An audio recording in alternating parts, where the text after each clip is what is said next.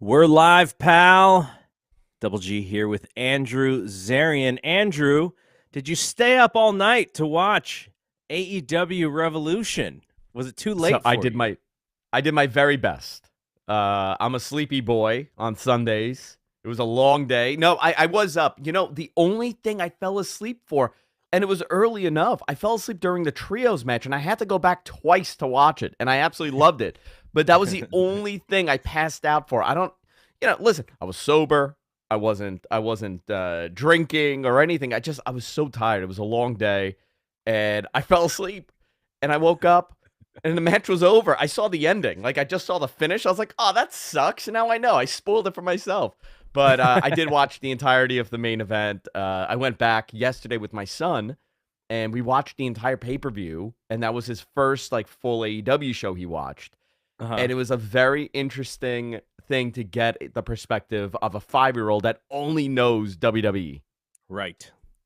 Very So interesting. I have a he was couple. like, I have a couple things I want to touch on because okay, I of thought he that. was going to be like, Orange Cassidy's my favorite. He loves him. He loves him. Yeah. He loves Danhausen because he knows Orange Danhausen is like Cassidy, my man. favorite of all time. But he was asking me, he's like, "Where's Roman? Where's John Oh, wow. Cena? Wow. Where's Hulk Hogan?" And I go, "If we ever see Hulk Hogan," I said, "Listen, don't say that too many times. It'll be over." That's awesome. That's awesome. So, what were your thoughts? I recorded. John LaRocque and I usually only do one show a week, but because we wanted to get our AEW Revolution takes out, we recorded last night, so it's out there if you want to listen to the Fight Game podcast. So I gave my sort of live thoughts. John gave his pay-per-view thoughts, but what did you think? Did you like the show? What did you think about that main event? People are saying it's up there for match of the year. I want to get your thoughts. Well, here's a question for you, right? And I'll give my thought. Do you think it is the best Iron Man match? Like called an Iron Man match. They didn't just do like a 60-minute draw. Is this the best Iron Man match? I mean, it was better than Brett and Sean at WrestleMania 12, right? Way better. Yeah, way better. What are was the the other other one? ones that Angle? there's a Rock and Triple H one from, I want to say it was 99 maybe in WWF at the time. That was the that one where was Undertaker came back. very memorable. Or was it 2000? Was it 2000? Did I get I may have the date, the year wrong. Either or. There was Close a enough. Brock Lesnar and Kurt Angle one that was really fun, but it was also on SmackDown, so we didn't really get to see the match without the commercials. I don't even there may be a version without the commercials out there somewhere. So those are the ones that I can think of. The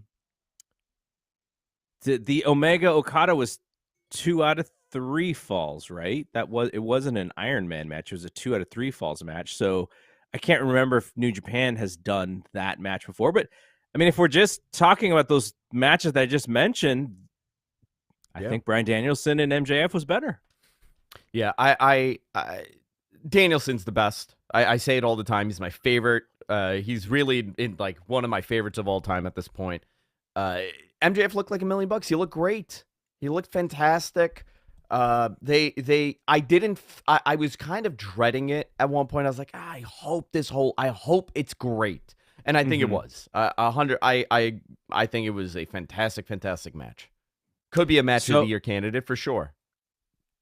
Okay, so the main issue that I was always going to have with this match, and I couldn't shake it, was I just know MJF is winning. Like, it made no sense in the world for Bryan Danielson to win this match based on the build and based how they are portraying MJF in the way that they are. He's the guy. He's the best. He's the mouthpiece. He's the face of AEW at this point.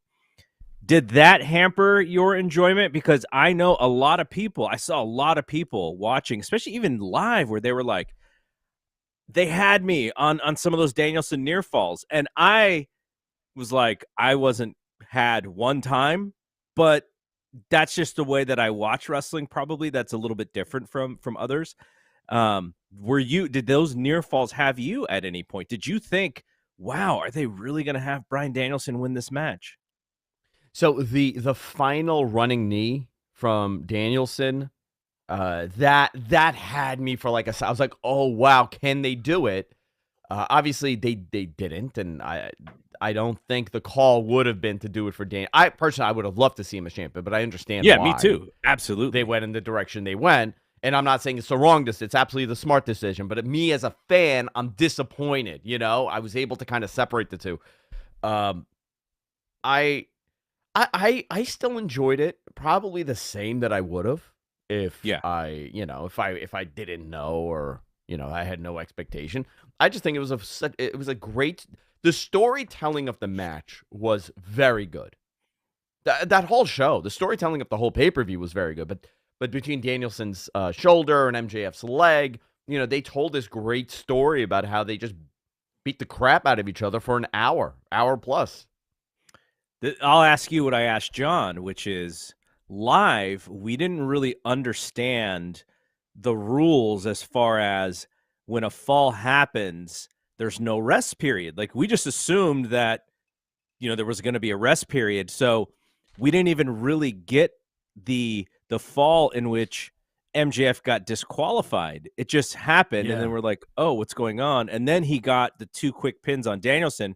So we were kind of going like, what's going on? And then we looked at the screen and it was 2-2. And we're like, oh, that must have been like, did they explain that really well enough on the broadcast to where you weren't wondering what was going on? That's a good question. I can't remember. I didn't question it. I'll tell you that. When I watched it, I didn't really question it. I didn't go with the expectation that it has the same rules of like a WWE Iron Man match. Right, right. So it was all like, it was like whatever for me. That's how I saw it. I didn't even think about it, to be honest. I just wish live. I just wish Justin Roberts would have announced the falls and the score and the time. I Yeah. think he only did a time call. I think it was only at 5 minutes, with 5 They should minutes have done it left every in 15. regular time. Yeah, I would have liked to see every 15, every 10, something like that, where it just because a lot of times we couldn't see the time on the screen, and then later in the match they showed the time the whole time. But you watch an NFL game and you never wonder how much time is left because the thing is always on the screen. Now, back in the day when I used to watch football, they didn't always show the time, but that's why I was like, in this one, they showed it on the big screen near the entrance ramp, and then they took it away. And I'm like, no, I want to see how much time there's left, like throughout this entire match. Like that's part Yeah. of this whole deal. You need to know what the time is. And so they could have done that a little bit better live. But there's very few things you can complain about when it comes to Bryan Danielson and MJF. MJF had something to prove. At least So to the naysayers, he had something to prove. Matt, our producer for Matt Men and Observer Live on Sunday, said Excalibur did actually explained it. He spent quite some time explaining the rules. Good. So Good. on commentary, I didn't pick it up. Maybe I walked out of the room when that happened. What about in the Moxley Hangman match? Because also we were kind of confused Yikes. in the building as far as what the rules were and if they were going to do 10, the pinfall and then you count to 10, or if it was just like a, whoever taps out first kind of match. Like, was that explained well? I can't remember that either. I'll be honest with you. Well, we need to bring your I was producer on here. Yeah, he should come on. I'm so sorry. I can't remember that either. I was so shocked at the fork spot where it kind I of know. I forgot everything else that was happening on that show for Yeah, for talk a about the couple minutes. craziness. How crazy was that? So, we've been talking about this on this show, and I'm actually interested in what people think, and even in the chat, because since the CM Punk feud where Hangman lost the title, we've thought, okay, he's not as hot. He's lost some steam. Promos weren't quite as good. His booking was weird. Then he was away for a little bit. And this match, it seemed like it was just there to rehabilitate him in front of the fans' eyes because they want him to be, maybe the next contender. Do you think that Hangman got rehabilitated in your eyes? I don't know. Here's the thing about that match. I think it to me it displayed Moxley more than it displayed Hangman. That's kind of what I think too. I felt that, like, I was like, my God, It's not my type of match. No. It was too much. For me, it's too much. I'm not for you, maybe not for somebody else, and that's cool. That's fine. But there were a couple key spots in that match that I absolutely loved. And then there were other ones that I was like, yikes. Like when he's doing the fork spot, it wasn't so much the fork spot, it was the blood splatter all over him, over Mox. And I couldn't, I rewound it to watch it again. Like, how did he get it to look like that? Because that's a fluke of a moment that made it look even more violent Yeah. than it actually was. I mean, and I'm sure, it was violent, it just solidified Mox as like, he's in that. He's totally rehabbed that image of Dean Ambrose. He's something that he never was to a mainstream audience. He's a deathmatch guy. He's a hardcore guy, but he could also have a normal wrestling match. He's doing the Terry Funk stuff more than anybody else. I love it for him, but that match was a little much for me. Did you find the Christian and Jungle Boy match silly, or did you find it dramatic? Because I've been getting mixed opinions based on if you were there live and if you were there watching on television. I thought it was fine. I do think they need to do something else with Jungle Boy, and this may be the moment to do it. He got hot, and then they pulled back. Christian went away, and Luchasaurus isn't there, so they've gone back and forth with this, but they need to move him into something else. I think, to be honest, I think that All Atlantic title is where a lot of these guys should be. Make that their workers title, and all these guys are challenging for it. Hook could be in there, Jungle Boy, all of them. All those guys that aren't ready for a main event match, with like a Samoa Joe or for the world title with MJF. I think that's the title to put him on, and I think he'd be great in that position. Maybe make that like a cruiserweight title of sorts. But I keep saying they should make that the international title and call it a day. I think that name is ridiculous. What does that mean? What does it mean? Exactly. What does it mean to play us out? I thought going into this show, one of the things that they had to do was they had to create some possible babyface contenders. And maybe that is Hangman. Like you said, I kind of feel like Mox sort of, to me, got over in that match more, but I think the follow-up is key with Hangman, right? He's got to cut a great promo. And look, if he's going to go up against MJF every week, like let's say that's the next pay-per-view, and I don't know if that is or not, but Mox is the 3-time champ, and he just beat the 3-time champ, so you would think, okay, that should get him a title shot.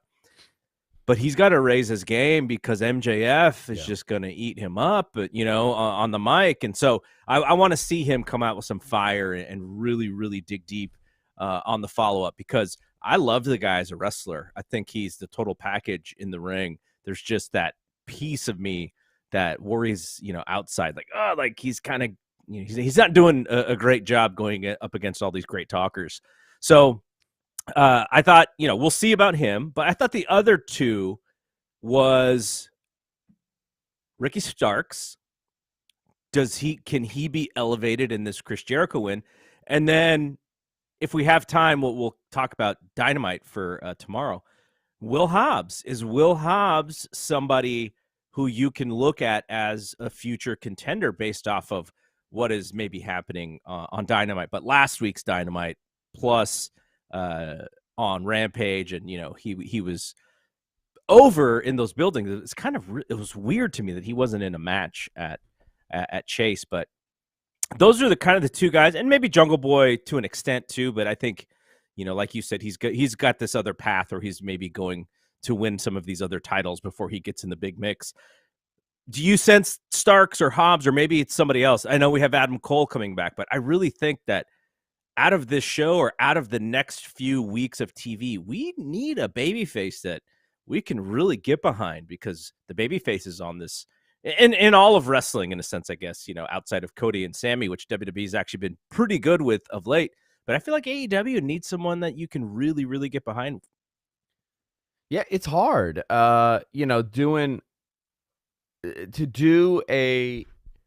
To to get a baby, like a clean-cut baby face over in 2023, it's a very difficult thing. It was difficult 10 years ago. We blurred that line, and that's something that WWE has played with. And I think that's kind of part of the problem here, where the good guys are really not the best of good guys.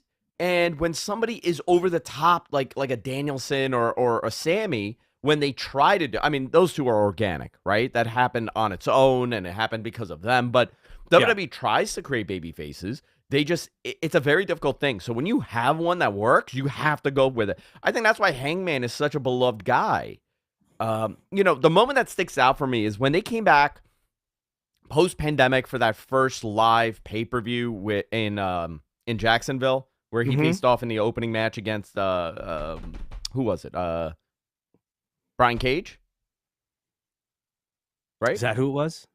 I think so. I thought it was Mox and wasn't it Moxley and Kingston in the tag team match? Wasn't that the opener? Or do I have that wrong? Maybe. I don't know. My memory is terrible, so I could be hallucinating this whole thing. But the reaction he got when he came out, I was like, oh man, this guy's a star. Yeah. He's the guy. Immediately, I was like, that's the guy. They got to run with him. He's a good guy. He has a great story. He was a teacher, and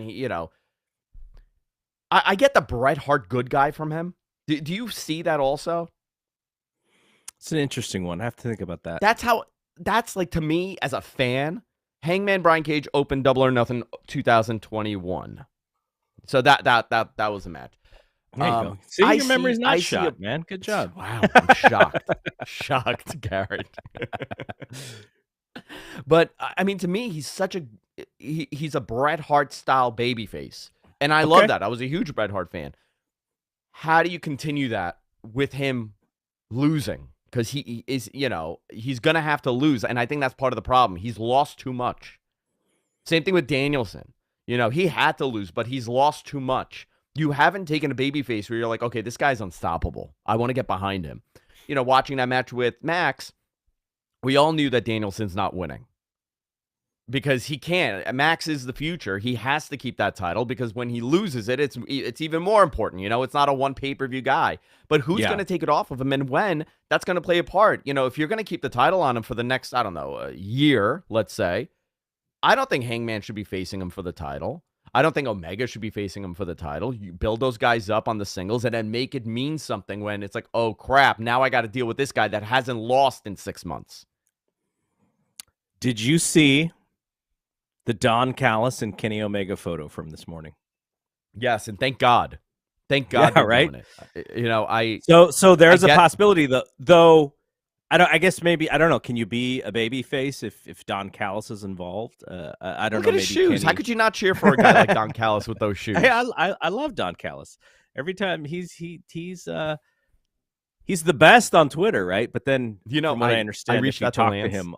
Yeah. Oh, I reached out to Lance. I said, "Can you do me a favor, Lance?" I'm like, "Can you give me the scoop on where Don Callis gets those shoes?" And he actually asked Don, and Don told him where he got it. It was like Bloomingdale's or Nordstrom or whatever. Oh, he's like, and amazing. I was like, "Oh, okay, thanks." So that's I got amazing. the scoop on his shoes. But I think you can. It's Kenny. Kenny's Kenny. He's, the sweetest boy in all of AEW. So how do you not cheer for Kenny Omega? But it is a. I think this brings up an important question, right? It's been a rough 12 months for AEW. From the time Cody left to now. There's been numerous things. MJF issue, whether or not that's a work or legitimate. Punk leaving. The bad publicity around that. People are vocally unhappy with certain things. Having Kenny Omega on top as a top babyface. Having, Adam Cole in that mix somehow in a singles run. Strong singles run. You're going to start changing the momentum a little bit. And they're going to have to because you're looking at the attendance. They had a pay-per-view. That pay-per-view should have had over 10,000 people in that building. And it didn't. So it wasn't far off, but I agree with what you're saying. I get it. You were, okay, here's a question. You were at Cow Palace, right? You were at the Cow Palace. Terrible experience, by the way. Well, everybody said that, right? But how is it that you didn't have 7,000 people in that building? You had what, 4,000 people? I didn't like the promotion of that stuff, though I don't know if Tony could have done more, but that show was not great for one. Rampage was awful. Now, I know there are some people who are like, "Oh, I go to wrestling shows to watch the in-ring and the in-ring is fine." And there's another segment of people, and I probably fall a little bit closer to this segment where they say, "I go to wrestling shows to see important things happen." Rampage was maybe the least important non-house show that I've ever paid money to go to. There was Wow. nothing. There was nobody with the exception of Chris Jericho at the announcer's booth and Ricky Starks doing a run-in. There was nobody who was on Revolution who was on Rampage. So if that whole week of TV is to make me even more invested to go to Chase and Rampage is your go home show, what was Rampage? Yeah. What did it set up? It set up a 0-hour match. Great. That was okay. But nothing else was set up from that show. And I was so, we've done the Rampage thing, right? Last year in Vegas, we did the Rampage thing and we saw the Young Bucks walking out during the dark matches, remember? Because they were Yeah. like, oh, like we don't stay for this stuff. We're going to get food. Well, they came out like So, Matt and Jeff, right? When we went. yeah. Yeah, it was great. Yeah, no, that was great. And so we've done the Rampage thing. Not that we've ever been burned by Rampage or felt like Rampage was unimportant. They had some good stuff leading into the pay-per-view on those go home Rampage, but this was the first one where I was like, this was a waste of my time. And as a Yeah. wrestling person who talks about this stuff, it was worth in the experience for me to have something to talk about, right? Like I could talk about Rampage. I've talked about it on like 3 different shows now, how disappointed I was in that show. But I think they need to put the Cow Palace behind them. That was what Tony wanted to do. Great. I'm happy that he actually got to do that because as someone who's a wrestling historian like Tony Khan, this was really important to him. Got it out of the way. It didn't work perfectly. You live and you learn and you move on.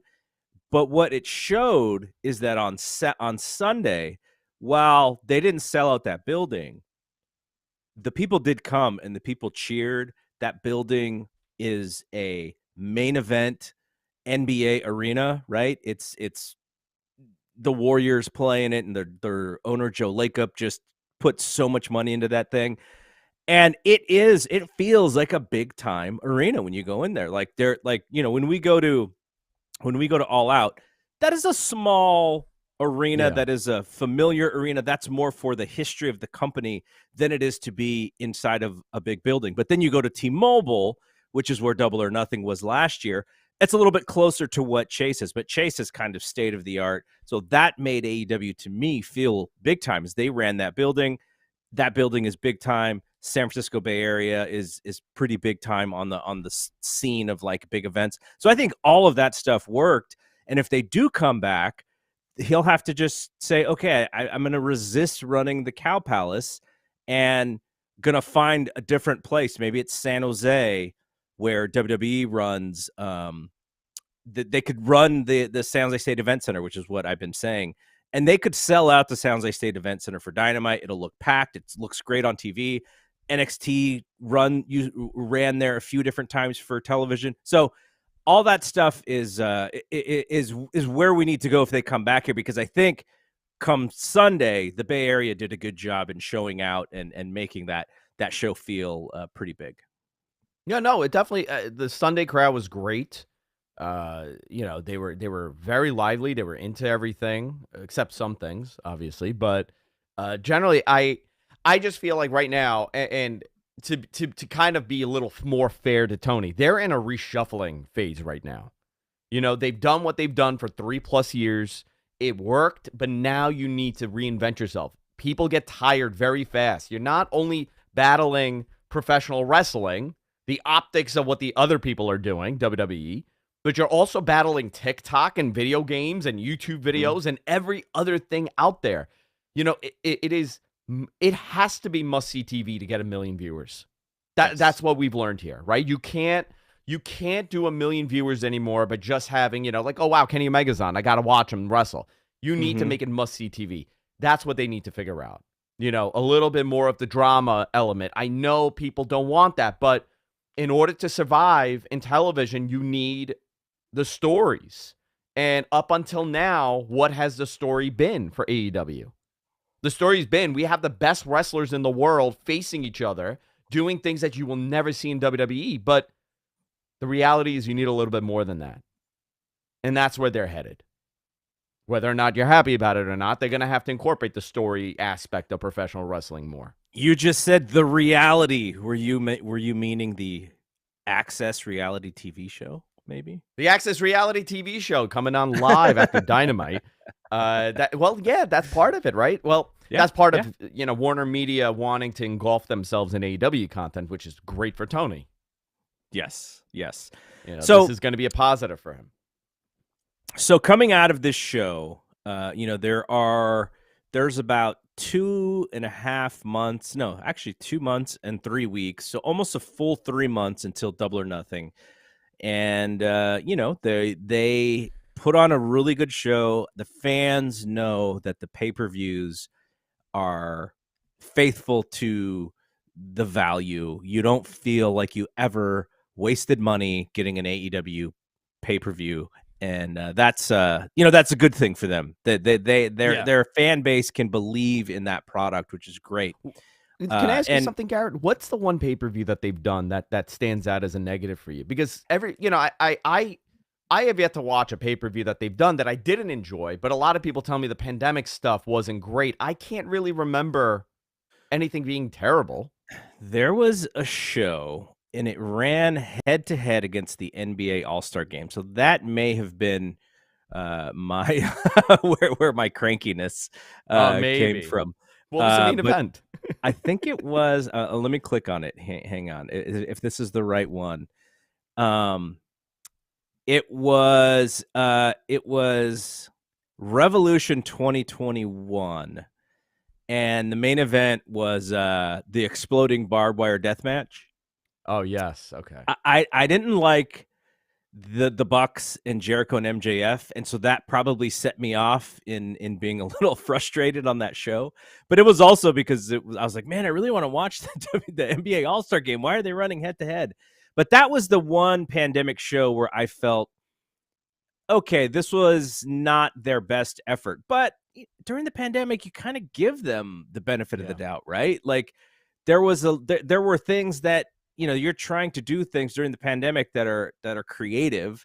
You had Hangman Page and Matt Hardy in the big money match. You remember that?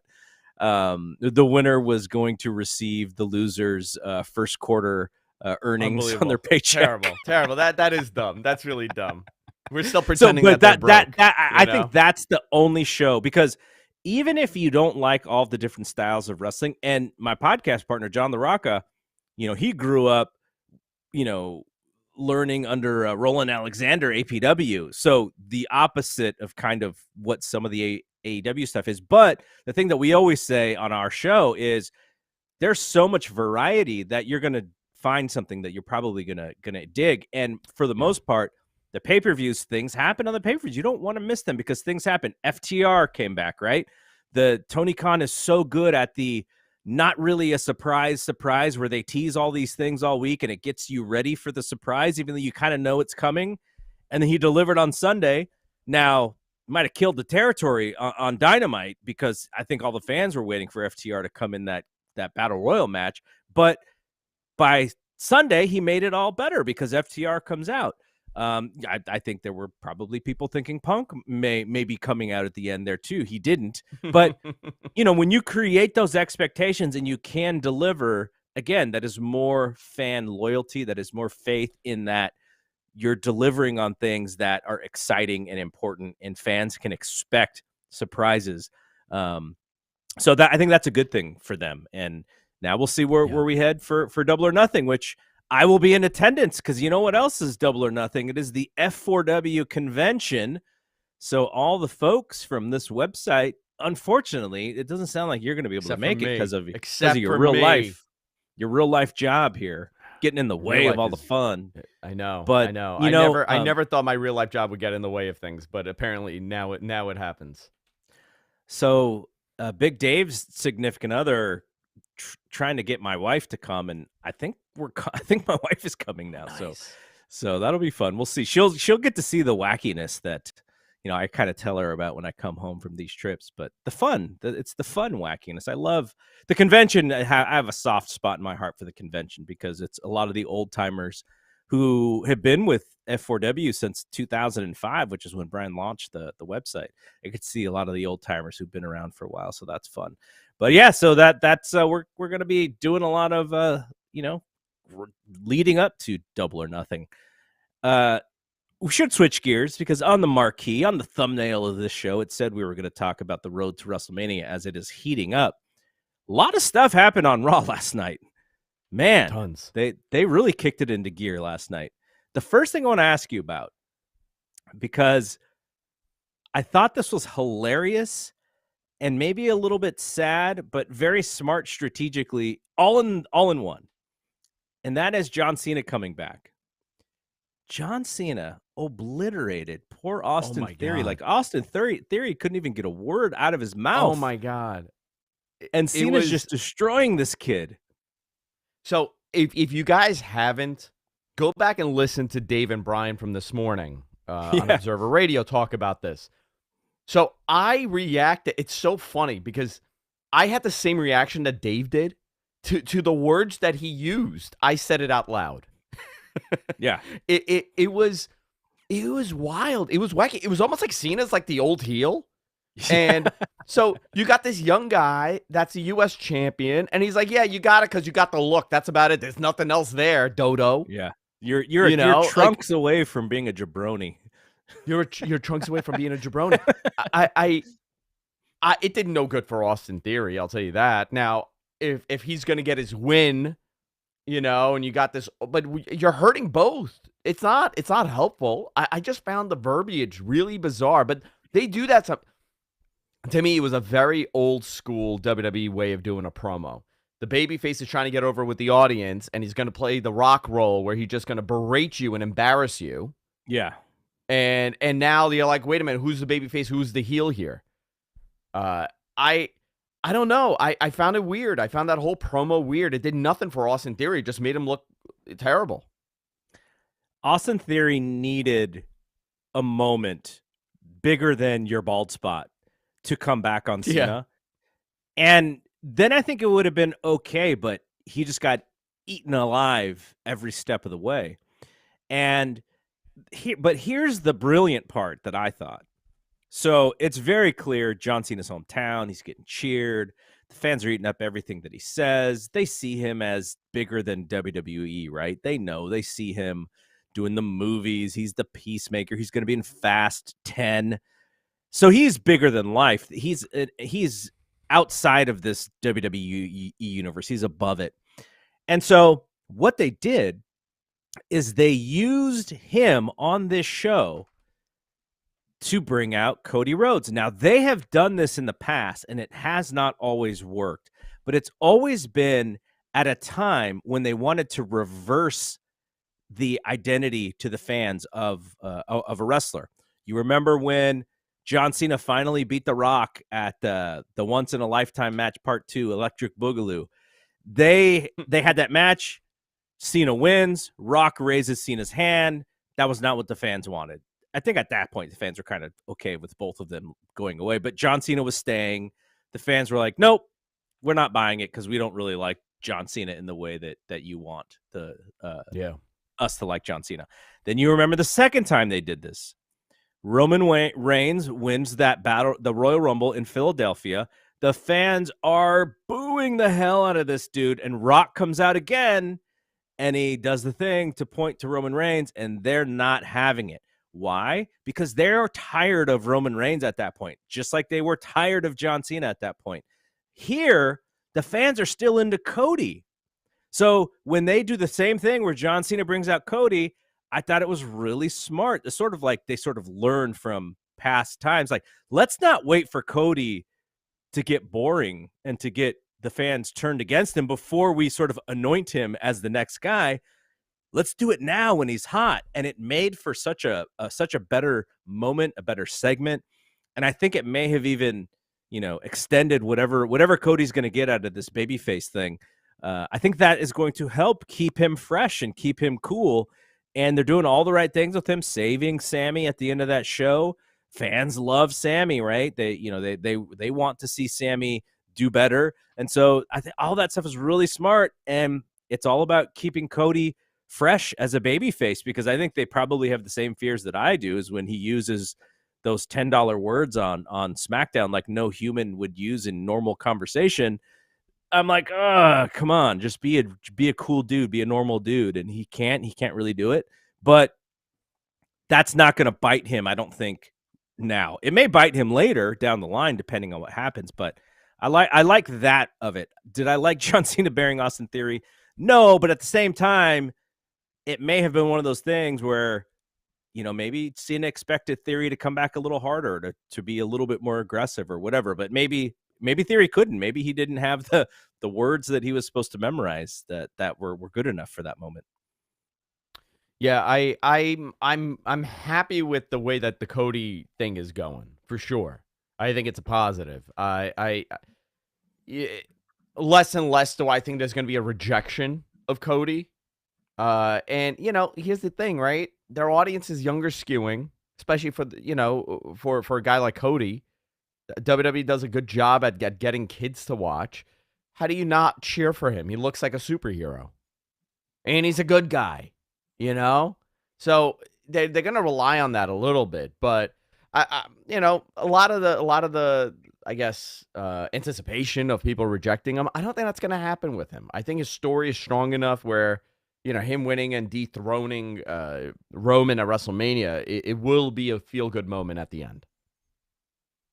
Yeah, I hope, because if it's not, then man, they're gonna have to do a lot of rebuilding of him, I think. But okay, so what about some of the other stories? So how do you feel about them finally establishing the bloodline storyline with the Usos and Sami Zayn and Kevin Owens? They have not told the full story yet, because the full story is Sami getting Kevin to fight the battle with him. But the Usos finally chose sides. Jey Uso was like, "Are you crazy? You think I'm choosing you over my brother? Come on now." But that was working for a long time, and now we're sort of set back how we were before this whole thing started. What did you think about how they got there? I was okay with it. They had to do it in this way for it to make sense. Interesting that Kevin's not the one that came out, right? Cody. No, yeah, Cody came out. Yeah. And yeah, I know that they're probably going to do those 3-on-3s, those 6-man matches, over and over again till WrestleMania. But I think, you got to kind of side Cody with Sami to kind of take the resistance off of him, which is smart. That's the only way you could really do it, where they're not going to reject them. I think they're going to see him as, okay, they're cool, so we'll be okay with this. But within the next couple of weeks, I mean, we're a month away, which is wild. It's WrestleMania already. It's nuts. It's pretty crazy that it's so close. But then again, I feel like we've been on the road to WrestleMania for a little while now. It feels like, I think, 3 weeks of TV, and then we get ready for the big show. I think that's good. I think that's where, what we're feeling now. I think there's just enough time. Maybe maybe I kind of wish WrestleMania was 1 week sooner, depending, on what you think. But I think all things, like everything that they've done so far has been very logical. It has been good storytelling, solid storytelling.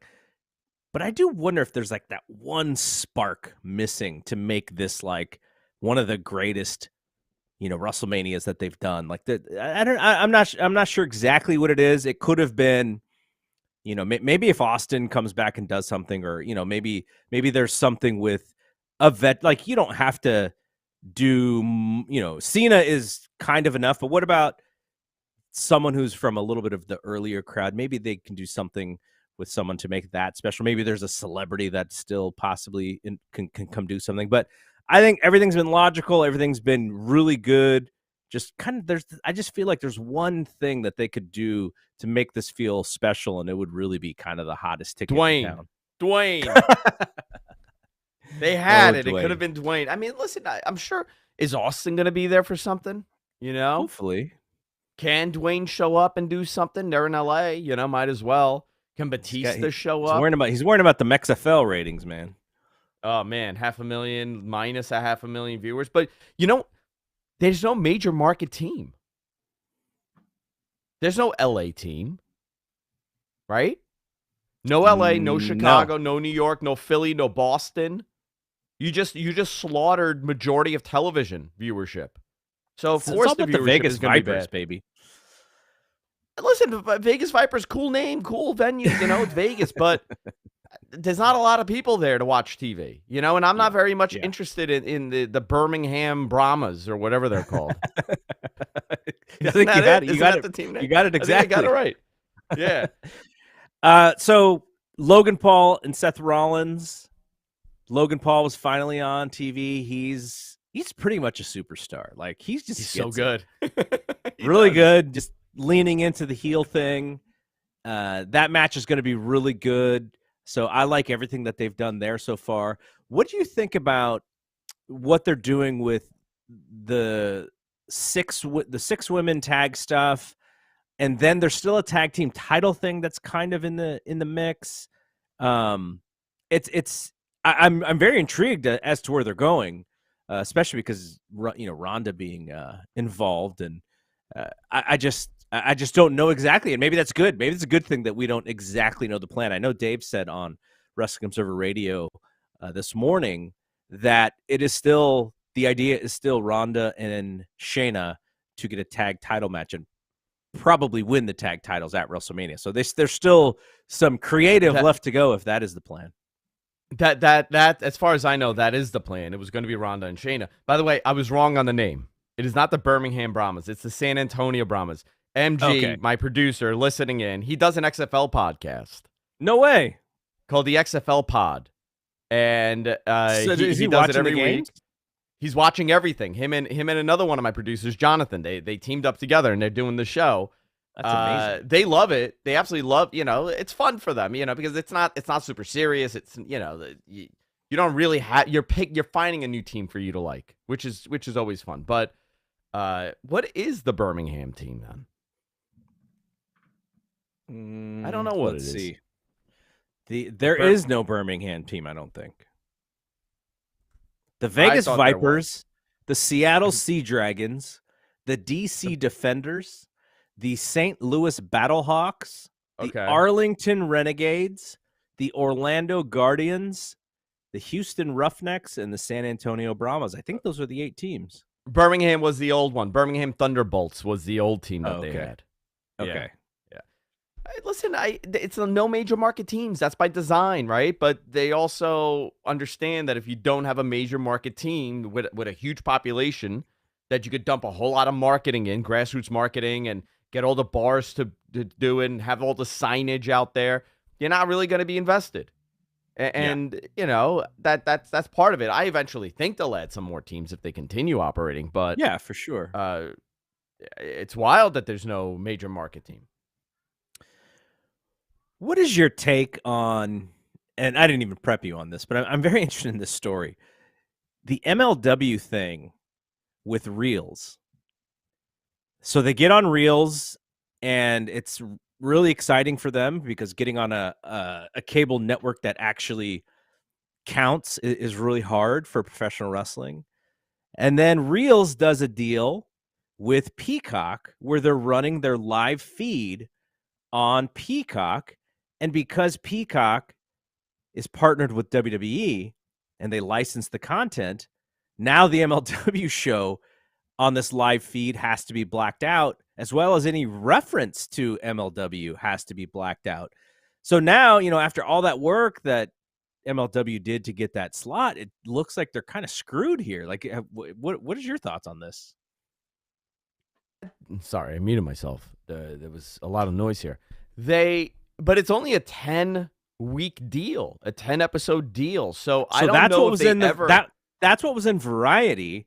Yeah. Reels is saying that that's not necessarily the thing, but at least that's what Variety reported. So they got it from somewhere. I mean, first of all, where do you watch Reels? How do you watch Reels? I don't have it on my TV. I know that they have a digital aspect to it, but now they're on Peacock and you can't get MLW. Listen, why does WWE care? That's part of it. They're Reels is in in no 70 possible way million of competing. homes. Not in mine. Almost 70 million, I think. This It's not on information could YouTube be TV. a little dated, but um, what did he say? What did he say was it?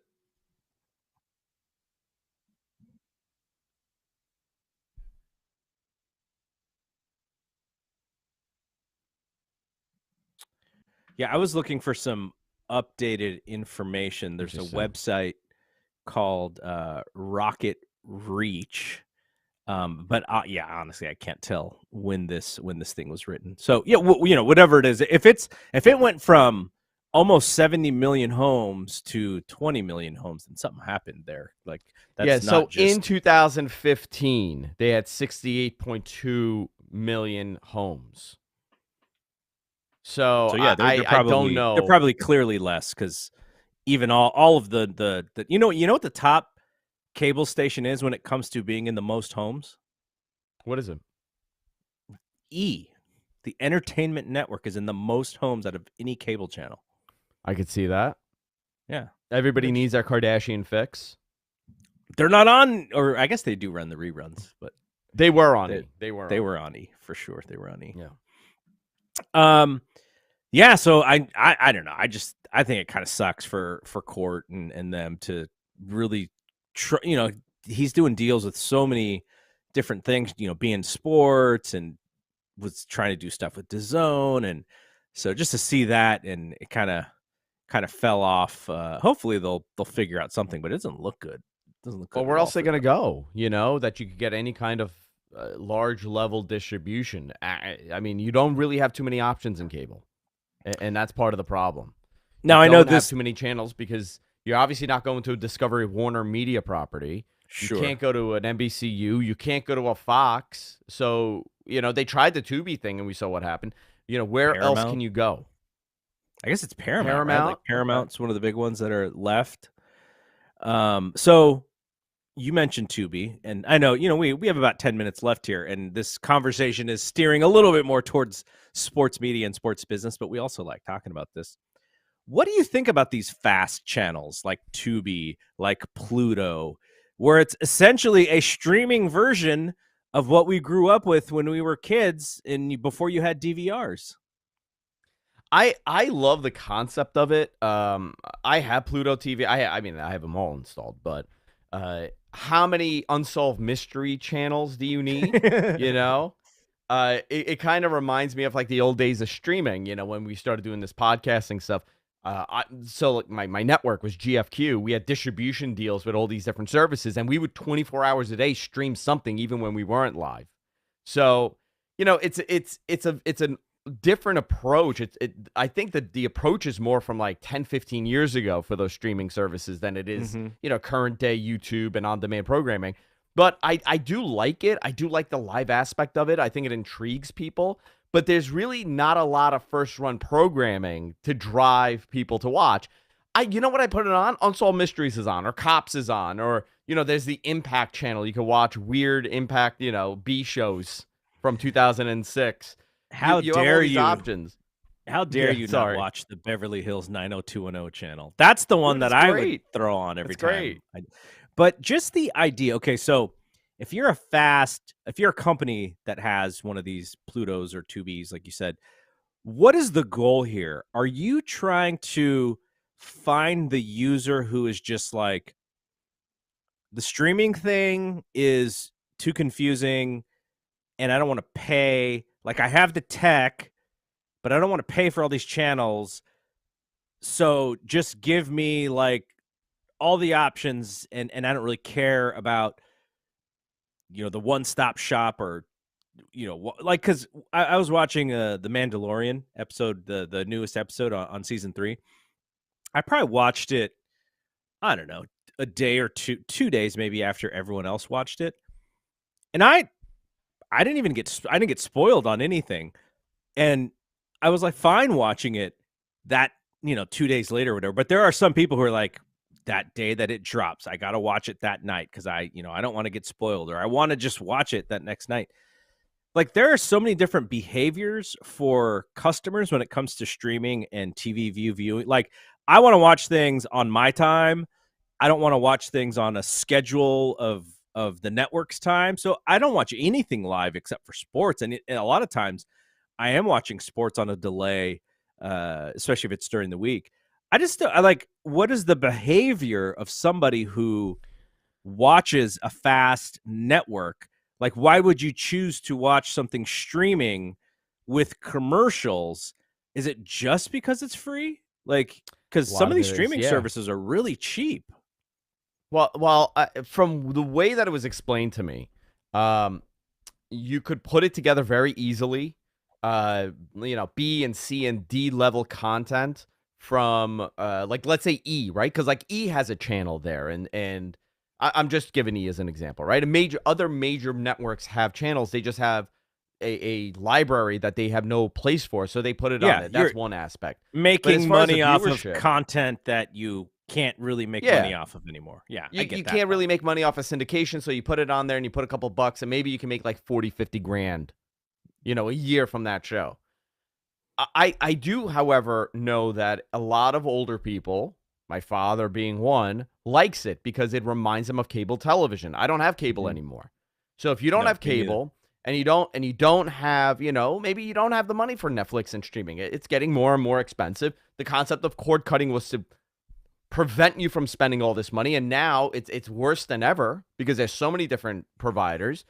I think a lot of people just say, F it. I don't really consume that much television, but this is pretty cool if I need some entertainment on here. I got my local channels. I can go on YouTube and watch whatever. And I got a couple live channels here. I do think it is catering. You're also in a country, let's talk about North America, United States. You're in a country of 300 million plus. There's always somebody watching something. And if you could bundle it in with your Roku or you bundle it in with your Amazon or whatever you're doing, you could get a significant amount of people that watch. The Roku channel has 300 channels.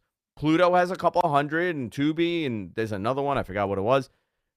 I guess if you're on the device and you don't have the tech wherewithal to install and log in, this is the best way to do it. You're logging into TV. You're just turning it on. Right. And there is a snobbery aspect of it, though, right? Like, to me, if I pay for a service, I'm probably going to watch content from that service so that I benefit from it. Like, I am actively paying them, so I should at least get what my money paid for. When I look at those free services, I go, oh, they're free, thus they must not be that important. And I Interesting. wonder if there's a lot of people who look at it that way. Now, I think these things are growing. Like, these things are actually growing a little bit, and so they're doing a good job. And what's also going to happen is, you mentioned Warner Media, Discovery, and Netflix, and maybe not Netflix, but some of these other channels, Paramount. They have these large library of information, or I mean, of content. And the original idea for streaming was, you're going to go to this thing and you're going to have every show you ever wanted to watch from this network on this thing, and it's going to be there forever. And I don't think that's the case anymore. I think we saw that with HBO. And what was the show that they pulled off fairly recently? That was a seasonal show, and they had like 3 or 4 years of it. And they were like, Oh, we're what pulling was this it? show. I forget the name of it, but we're pulling this show out of the library because it is costing us more money to have it ready to go than we actually make off of people watching it.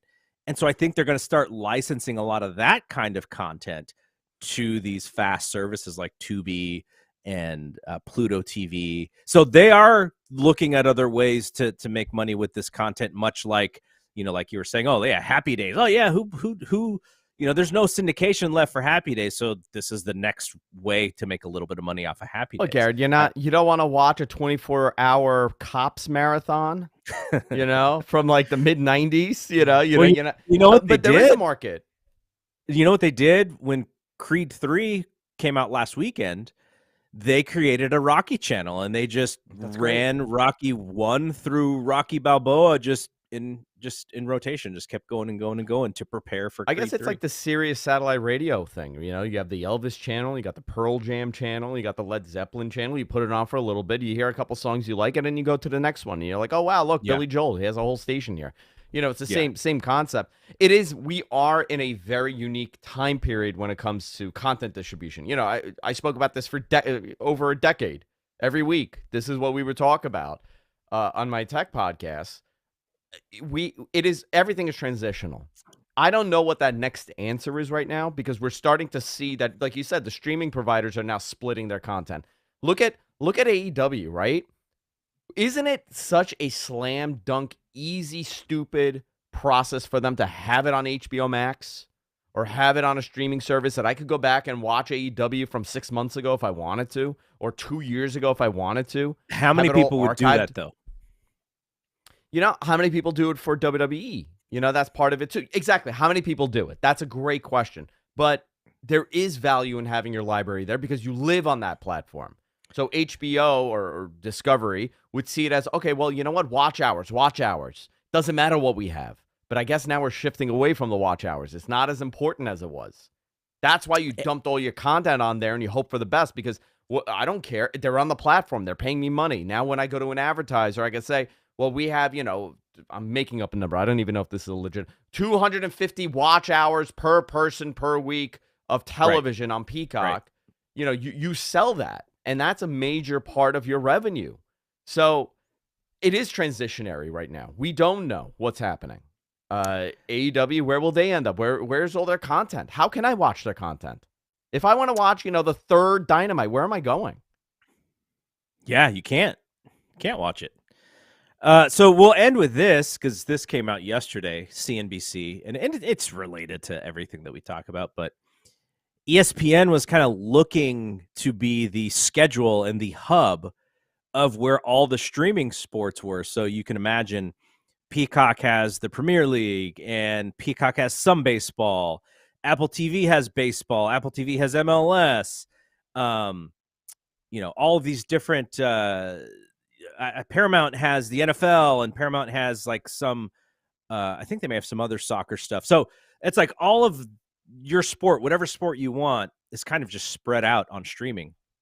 And so ESPN wants to create a way for the person to come to ESPN or maybe to ESPN Plus, and then they try and find something, and ESPN goes, hey, you want to watch this? Here's where you go. And here you go to Peacock, and they want a piece of Peacock's subscription of that person. I thought that was an interesting idea, because my biggest problem with streaming, especially when it comes to sports, is if I'm watching a game and then it goes to commercial, if I'm watching live TV, I want to flip for 2.5 minutes to go watch something else and then come back to commercial. Now, some people may go, oh, I just go on my phone, and you can definitely do that too. But on streaming, you can't do that. Like if you're watching an NFL game on Amazon and they go to commercial or whatever, the black screen or whatever they do for commercials. Yeah, you just have to sit there, because you're going to leave the app, go do something else, and then come back to the app. Like it just doesn't work like that. So I thought the ESPN thing was pretty interesting when it came to a solution for for stuff like that. Well, where do you find this stuff? And can you go back and forth between apps? If there was, and I know we got like 45 seconds, but if there was a service, right, that I could get like a little box, like a little computer, and I just plug it in, right? I plug it in and I turn it on, and then now I have all these channels and I have all this on-demand stuff. So if I want to watch football, it's on channel 4 and I'm watching football, and I'm like, oh wait, I want to watch MLB, and I put on channel 5, and now I could watch baseball. What kind of service would that be? Give me a split screen, maybe, so I can watch both. Isn't it? Isn't it cable? Isn't cable the solution to this problem? It's cable. One company for all the content? Well, they scammed us. Yeah, the bundle is definitely coming back. But you know what? Yeah, the bundle has to come back. You know who we need? We need to bring back TiVo. TiVo needs to be the solution for this. What was the sound? The TiVo sound. Yeah. And then whoever will just steal their idea and make it better, then they'll go bankrupt again. But You're right. We're done. We don't want to get a mean DM here. So, but that was fun. I know the last 10 minutes was kind of outside of wrestling, but I always like Listen, talking about that stuff with you. next week on What the Tech with Garrett, Gonzales, and Andrew Zarian, we're going to be talking about Windows 11 and the future of Windows and possibly Windows 12. Oh man. Sorry, I'm on the wrong Exactly. show. I'm on Court Killers right now. I'm Brian Rushwood. But next week, my buddy Mike Gilbert, who does an Impact podcast, Brace for Impact on Fight Game Media, he's going to join us. He follows everything, so we're going to talk to him about everything. But he's going to join next week, so we'll have that, and then we'll see what else. We got other stuff coming. So Andrew even teased it before. We'll have an announcement at some point. But all right, yeah. Thanks to everybody for checking us out. For Andrew, I'm Double G. See you when we see you. Peace out.